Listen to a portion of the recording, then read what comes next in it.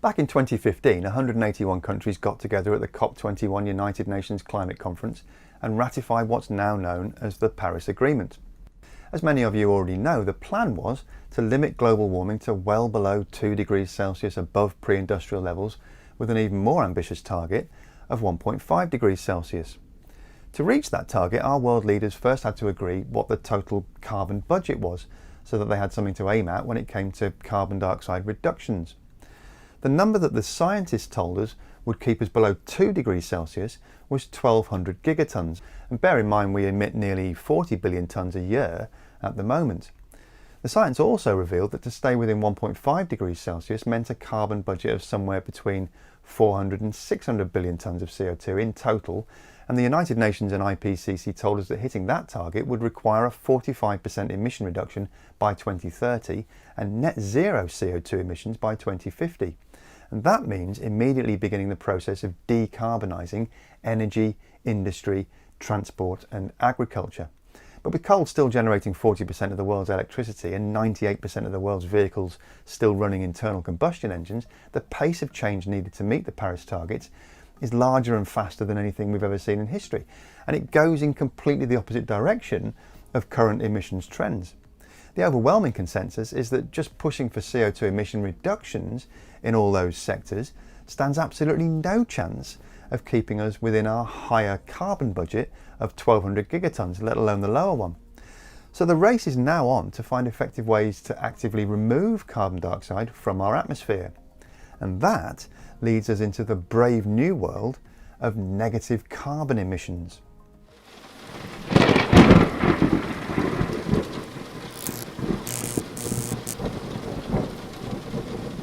Hello and welcome to Just Have a Think. Back in October 2018, the IPCC released this report called Global Warming of 1.5 degrees Celsius. We looked at it in quite some detail at the time in a series of 5 videos, and you can click up there somewhere to jump back to review the main summary episode. One of the charts they included in the report was this one, showing what they call potential emission pathways to 2100. In almost every single scenario they looked at, they needed CO2 emissions to drop into very negative territory to make their numbers add up. As a species, we've only really got 2 options we can turn to for achieving that. One is technology and the other is nature. The IPCC favour the technological approach. Most of their negative emission pathways rely very heavily on a technology called bioenergy with carbon capture and storage, or BECCS.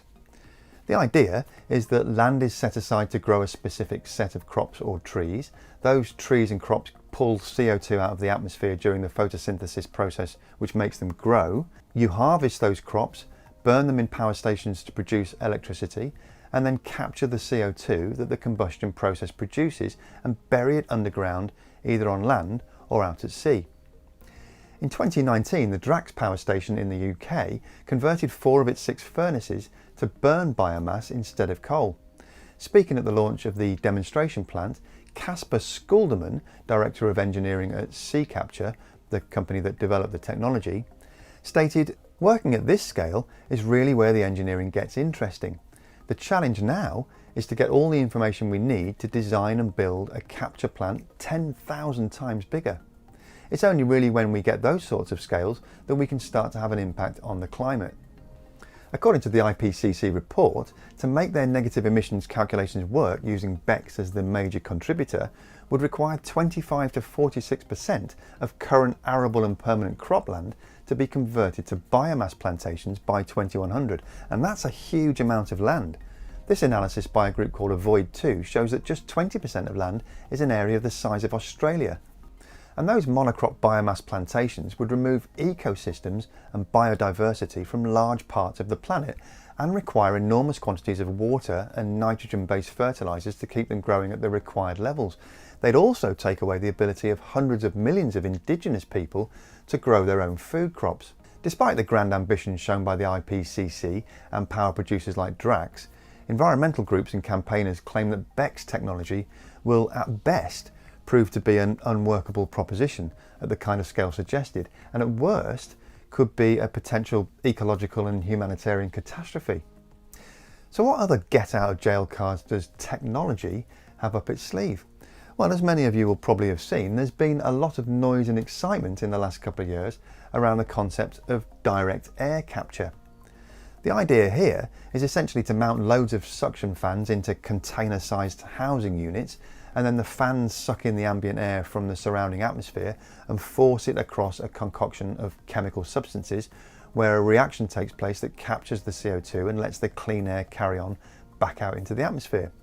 Bill Gates is a big advocate of this option, having personally invested in a company called Carbon Engineering that operates up in Squamish in British Columbia, removing about a tonne of carbon dioxide from the air every day. But Carbon Engineering don't plan on putting that CO2 back in the ground to remove it completely from the system. They're actually combining it with hydrogen that they remove from water to make hydrocarbon fuel to replace existing petrol, diesel and aviation fuels, which of course then get burnt in internal combustion engines and jet engines and give all the captured CO2 back to the atmosphere. A second company called Climeworks has operations in Switzerland and Italy, where the majority of CO2 captured is sold to farmers to use in their greenhouses to boost crop growth.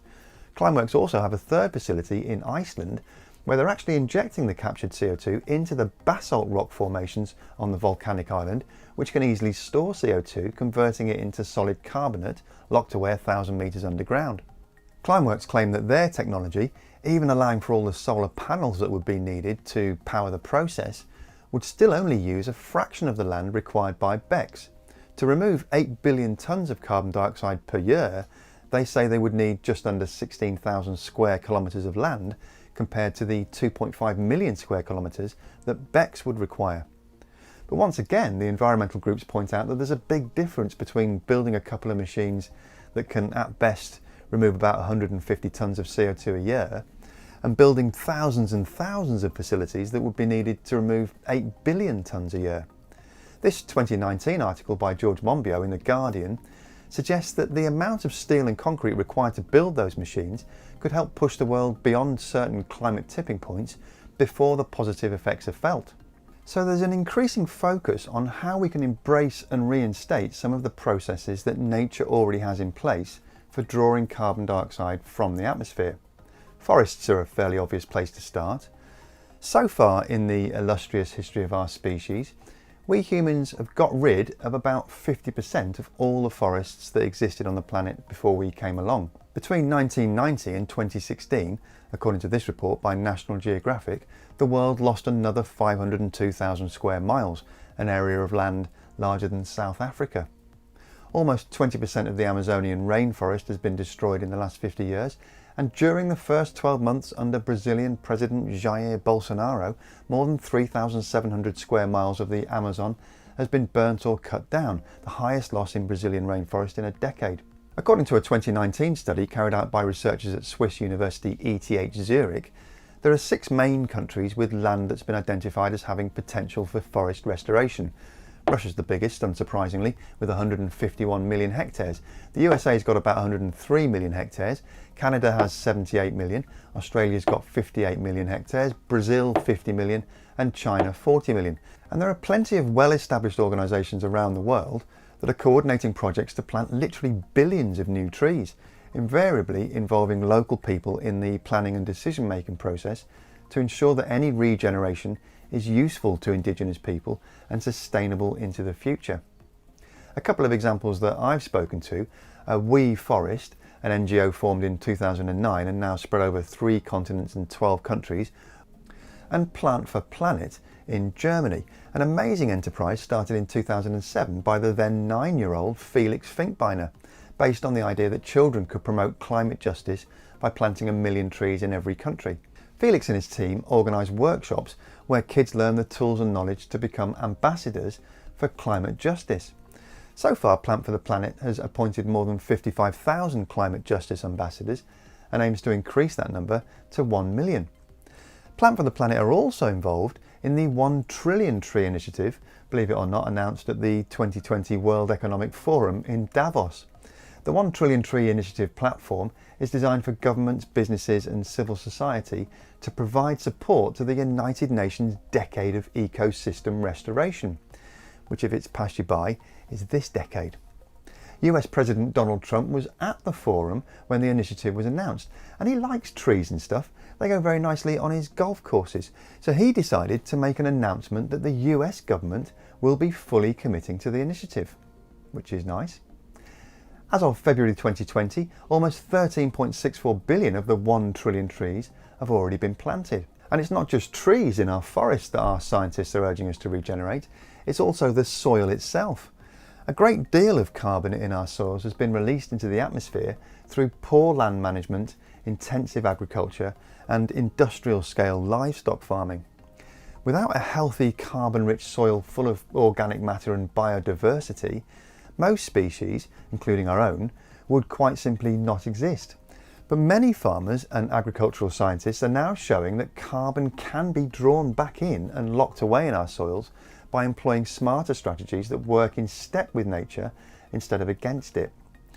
One method growing in popularity is rewilding, which is not, as many people think, just abandoning land and walking away. It's actually all to do with restoring natural processes, structures and species that have been lost from landscapes as a result of overly invasive human activity, and allowing nature to bring back a properly balanced and diverse ecosystem of natural succession, animal grazing and predation. Regenerative agriculture is another strategy being embraced more and more by farmers and livestock owners, mainly in Australia and the United States. We took a look at the detail of regenerative agriculture in a couple of earlier videos, and you can click up there to jump back to the first of those. And if you're of a more urban disposition, but still want to get involved in something a bit green and restorative, then fear not, because carbon markets are beginning to pop up around the world as well, allowing individuals and companies to offset their carbon emissions, not just by paying landowners not to cut down trees, which tended to be the default practice of the older carbon offset schemes, but by funding projects that are actually removing carbon from the atmosphere and restoring it back into the ground where it belongs. In Australia, organisations like the Carbon Market Institute and the Market Advisory Group help businesses to link up and fund initiatives like the Aboriginal Carbon Foundation and others. These organisations have become known as carbon farmers, and it's a movement that's growing all around the world. Over in Seattle, an organisation called Nori is already working to build up what they expect to be a massive marketplace for carbon removal, starting with regenerative agriculture projects. And this is no sandal-wearing commune of hippies. This is becoming a pretty hard-nosed business investment proposition, harnessing all the advantages of a market-driven system to facilitate climate mitigation. Nori's website tells us this: carbon removal is going to be a $1 trillion industry. Carbon offsets and removals are already a $200 billion market today. This is only going to grow as governments, corporations and even individuals move to pay for dealing with their greenhouse gas emissions. Nori's system is based on blockchain. The company says they're market ready for a near future where software systems like theirs will be plugged into different apps and government programs, so that every time someone emits a ton of CO2, a payment for removing 1 ton of CO2 will happen automatically through their system. Each ton of CO2 removed via Nori costs 1 Nori blockchain token, and those tokens are going to have to be purchased from people who hold them. So Nori are attracting a great deal of interest from early investors who've spotted the potential for extremely large profits as the market begins to expand and mature. It might feel a little uncomfortable that we have to incentivise the survival of our species with financial rewards, but that is how our Western market-driven economies work. So these sorts of imaginative entrepreneurial solutions are likely to play a key role if we're to achieve the ultimate goal of preventing uncontrollable climate change. And our oceans can also play a vital role in the negative emissions challenge. No doubt you're aware of Project Drawdown, one of the most comprehensive resources of information about carbon reversal in the world. One of the inspirational visionaries featured on their website is this guy. He's called Brian von Horsen. Brian was previously a systems engineering consultant, but now devotes his life to reversing global warming using a system called marine permaculture. As we saw last week, oceans face a dire situation.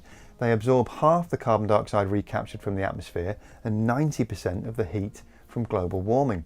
As a result, areas of ocean deserts are expanding.